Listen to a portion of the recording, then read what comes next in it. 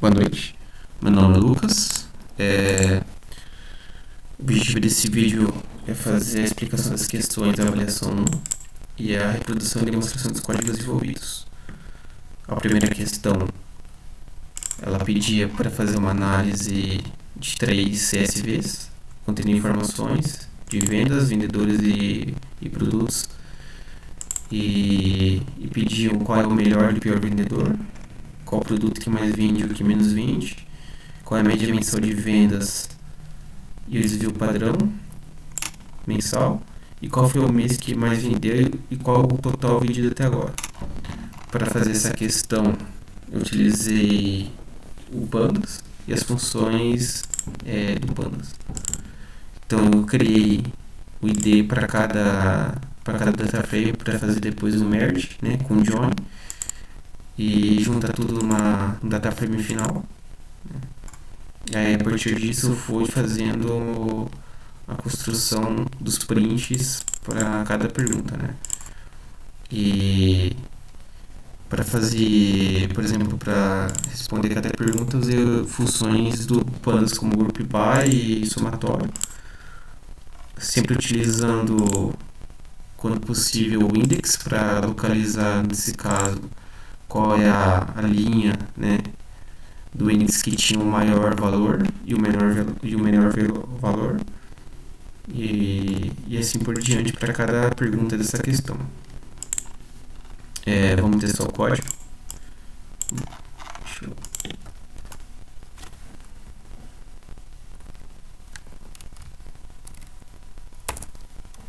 Daí ele acaba gerando print com todas as informações que pedia a questão. Então, qual o melhor e o pior vendedor? O melhor vendedor foi a Denise com R$ 436 vendidos, e o pior foi o Bruno com R$ 306 vendidos. Qual o produto que mais vende e o que menos vende? O mais vendido foi canetas, com 4 vendas, e o menos vendido foi pasta, com 1 venda. Qual é a média mensal e o desvio padrão mensal? A média mensal foi de R$ 125,69 e o desvio padrão mensal foi de R$ 44,72. Qual foi o mês que mais vendeu e qual o total vendido até agora? Então, o mês que mais vendeu foi janeiro de 2025 e o total vendido nesse mês foi de R$ 645 e o total vendido até agora foi de R$ 1.471. A questão 2 pedia para a elaboração de uma urna eletrônica, onde o usuário poderia digitar quantos candidatos ele quisesse, e uma das condições é que o número desses candidatos tinha que ter pelo menos duas casas decimais, né? 2 dígitos, né? Para fazer isso, fiz 2 condições. A primeira condição eu dei o nome de conde, a segunda eu dei o nome de conde, deixei elas ambas verdadeiras, e a primeira condição, se ela for verdadeira, ela roda esse loop lógico para fazer a validação daí do número do candidato e o nome do candidato, né? Então, se for verdadeiro, ele entra desse loop, e aí quando ele entra dentro desse loop, ele já entra a segunda condição, ela está verdadeira, então deve pedir o nome do candidato e o número do candidato, e caso seja falsa, aí ele sai dessa condição e volta novamente para a condição lógica do if aqui, se ele vai querer continuar ou não, né? Então vamos testar o código. Então, o nome do candidato A, número de casas decimais tem que ser 2. Se eu colocar 1 ele não vai entender, se eu colocar 0,1 ele entende. Aí ele pergunta se eu quero continuar assim ou não.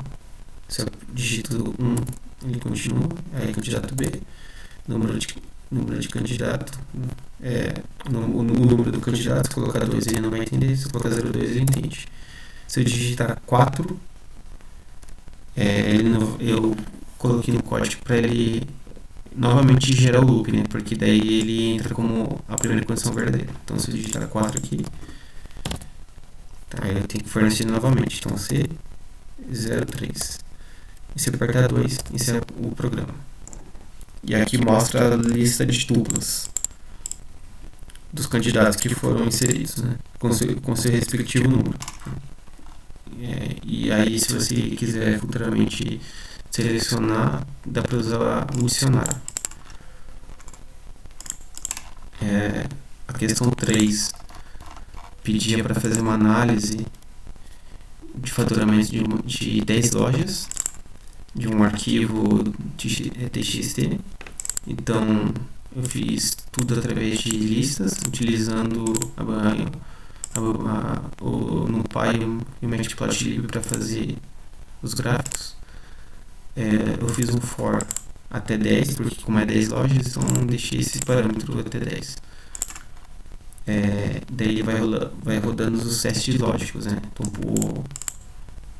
para cada condição que pedir na questão. Fazer um teste aqui.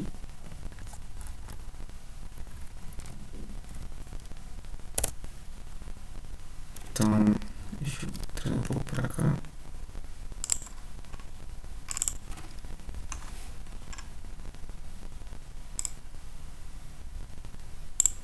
Então, loja A, 3.800, loja B, 2, 51, loja D, 39.900, loja E, 4.800, loja F, 102.500, loja E, 35.200, loja H, 50, 100, loja I, 447, 750 e loja J, 38.990.